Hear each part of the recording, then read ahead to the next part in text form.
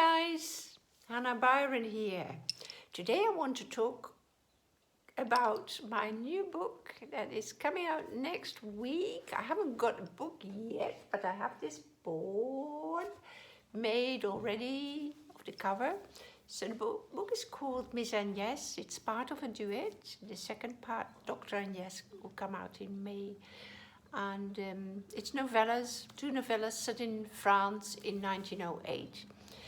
And the story is about a girl called Agnès Gunnarsson, an orphan who's been raised by a French baron, Maximilien de Mélancourt. And I don't want so much to talk about this little book, but about what spurred me to write it. And that goes back to the early years of this century, when I took my children to Sweden on holidays to an island in the Baltic Sea called Öland. And it's a very rugged terrain, and it's like, beautiful for hikes, but very remote, you know. And in the middle of this island, there was a ruin, and it was clearly a ruin of what had been a house. So I asked our guide what it was about, and because there was no water there, it's like a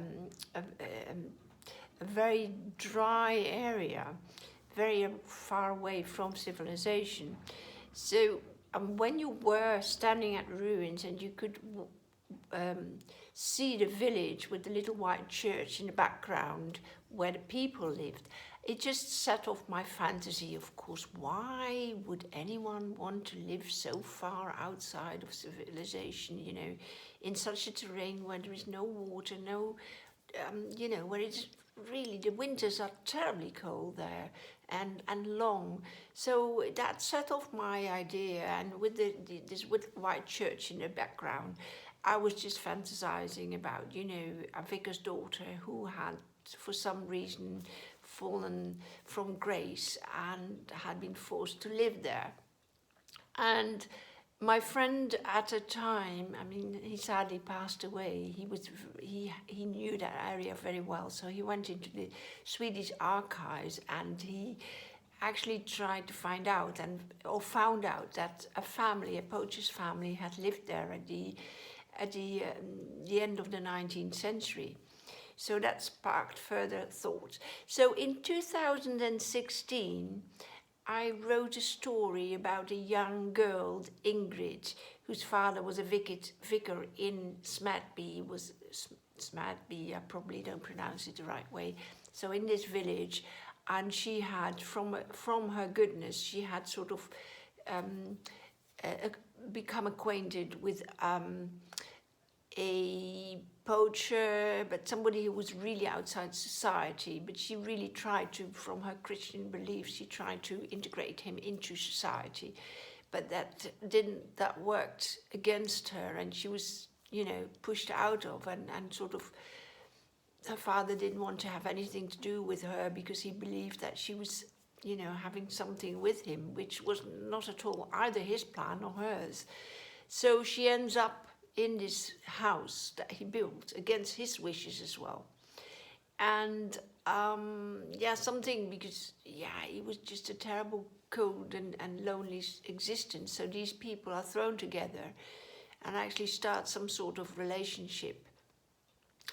I'm not going to tell you the entire story because my upcoming series, The Grace Family Saga, I have replaced this whole situation to the Yorkshire Moors in England, because I thought nobody has ever heard of Öland in the Baltic Sea, but they can imagine, you know, the Yorkshire Moors in the 19th century better. So I'm not going to tell you everything, but basically they get a daughter, and this little girl is called Agnès, or the mother calls her Agnès. The father has meanwhile disappeared for reasons that I'm also not going to disclose.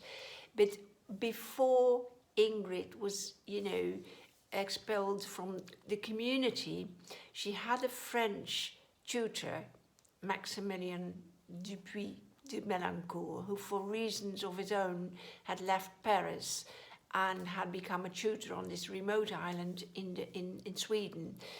And in the few months that he was her tutor before she was expelled, he absolutely adored her, and she was just making fun of him. She was Ingrid was a very lively girl, and she just did, innocent things.